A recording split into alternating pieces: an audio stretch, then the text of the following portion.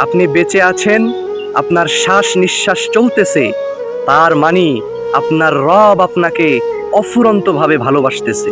তাই আপনি এখনো দুনিয়ার মধ্যে বিচরণ করতে পারতেছেন। সো এখন আপনাকে কি করতে হবে? মালিককে খুশি করতে হবে। তাকে যদি আপনি খুশি না করেন, এই দুনিয়ার জমিনে আপনি সম্মানিত হতে পারবেন না। এই দুনিয়ার জমিনের মধ্যে আপনি বরকত পাবেন না। আল্লাহ বলতেছেন, তোমরা বেশি পরিমাণে নামাজ পড়ো। নামাজ পড়তেই হবে ভাই, নামাজের বিকল্প কিচ্ছু নাই। এই নামাজ আপনাকে জান্নাতে নিয়ে যাবে। এই নামাজ আপনাকে সফলতার দোয়ার পর্যন্ত নিয়ে যাবে। আমরা মনে করি কি, একটা ফ্ল্যাট, একটা গাড়ি, একটা বাড়ি, একটা সুন্দরী নারী, এটাই মনে হচ্ছে দুনিয়ার সফলতা। না ভাই, এটার নাম সফলতা না। আপনি যখন দেখবেন ঘরে ঢুকে যে আপনার স্ত্রী কোরআন তেলাওয়াত করতেছে, এইটার নাম হচ্ছে জান্নাত। আপনার সন্তান নামাজে যাইতেছে, এটা আপনি দেখার সাথে সাথে আপনার এইটাই জান্নাত মনে হবে।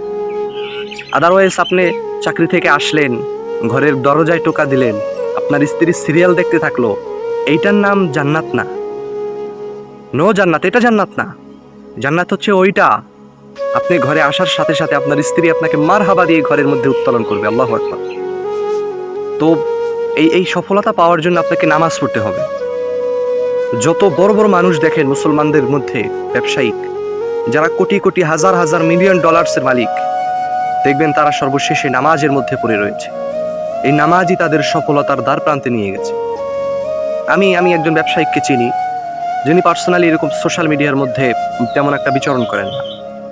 তবে উনি এত পরিমাণ টাকার মালিক, এত পরিমাণ সম্পদের মালিক, ওনার 2 জন শুধু ম্যানেজার রয়েছে যারা ওনার এগুলো পরিচালনা করে। আল্লাহু আকবার। উনি মুসলমান।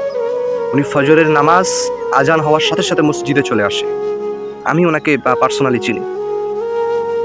তো আপনাকে যদি সফলতা পেতে হয়, আপনাকেও নামাজ ধরতে হবে, নামাজ পড়তে হবে, সিজদা করতে হবে। আল্লাহু আকবার। আল্লাহ আমাদের সবাইকে তৌফিক দান করুক। আমিন।